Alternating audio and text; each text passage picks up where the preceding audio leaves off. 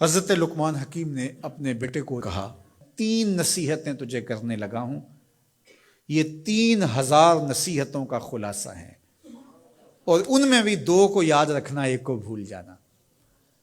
تو بیٹا ہمہ تنگوش ہو گیا، تو حضرت لقمان بولے جو نیکی کی ہے اس کو بھول جانا، جو نیکی کی ہے اس کو بھول جانا، اور موت کو اور اپنے رب کو یاد رکھنا۔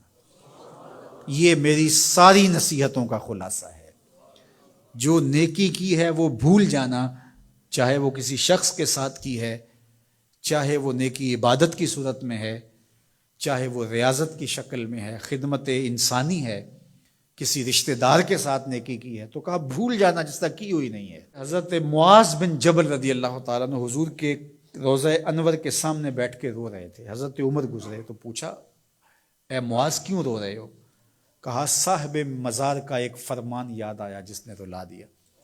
کہا وہ کیا فرمان ہے؟ کہا ایک دن حضور نے کہا تھا ادنا سی ریا بھی شرک ہے، تھوڑی سی ریاکاری بھی شرک ہے۔ اللہ صرف اس عمل کو قبول کرتا ہے جو محض اس کے لیے کیا جائے۔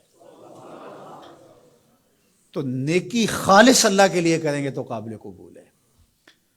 اللہ تعالیٰ غیرت والا ہے، وہ کسی اور کو اپنے ساتھ شریک ہونا پسند نہیں کرتا۔ تو جب بھی نیکی کرو، یہ ثلث دین ہے، انما الاعمال بالنیات۔ اس حدیث کو علماء نے کہا ہے 3 حصہ دین کا اس میں ہے کہ اعمال کا دار و مدار نیتوں پہ ہے۔ نیت کا خالص ہونا شرط ہے، ورنہ محنت بھی کی، سجدے بھی کیے، خیراتیں بھی کی، سب کچھ کیا، لیکن نامہ اعمال میں 0 کو ہوگا۔ کیتی کتری پئی کھو محمد تے سکہ بنیا زردہ۔ تو ریاء سے بچنے کی تلقین کی گئی۔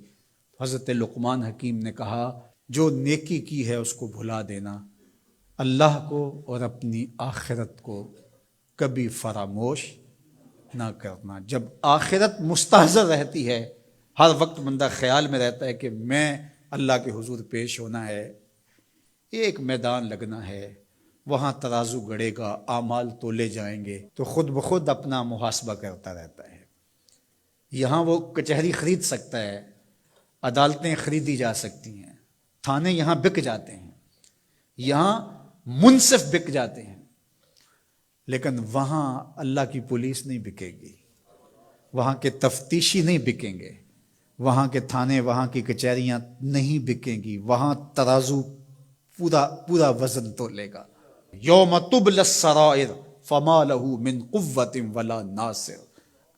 فرمایا جس دن راز کھول دیے جائیں گے، کوئی کسی کی مدد نہیں کر پائے گا، اور نہ کوئی طاقت سے اپنے عیب کھلنے سے روک سکے گا۔ تو جب مستحضر ہوگا کہ میں اللہ کے حضور پیش ہونا ہے، ایک کچہری لگنی ہے، ایک عدالت لگنی ہے۔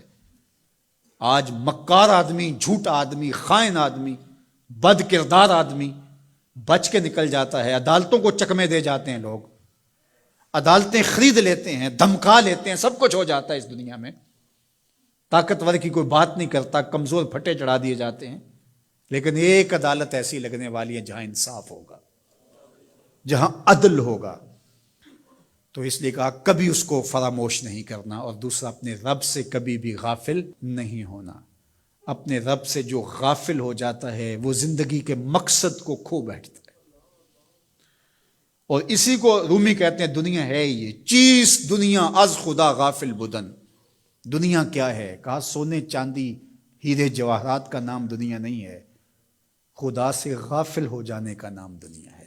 تو اس لیے اللہ کے ذکر سے، اس کی یاد سے، اس سے کبھی بھی غافل نہیں ہونا چاہیے۔ اور اگر کوئی اس سے غافل ہو گیا تو سن لو وَلَا تَكُونُوا كَالَّذِينَ نَسُوا اللَّهَ فَأَنسَاهُمْ أَنفُسَهُمْ أُولَٰئِكَ هُمُ الْفَاسِقُونَ۔ کہا ان لوگوں کی طرح نہ ہو جانا جو خدا سے غافل ہو گئے۔ تو جب وہ خدا سے غافل ہو گئے، اللہ نے انہیں ان کی ذاتوں سے بے خبر کر دیا۔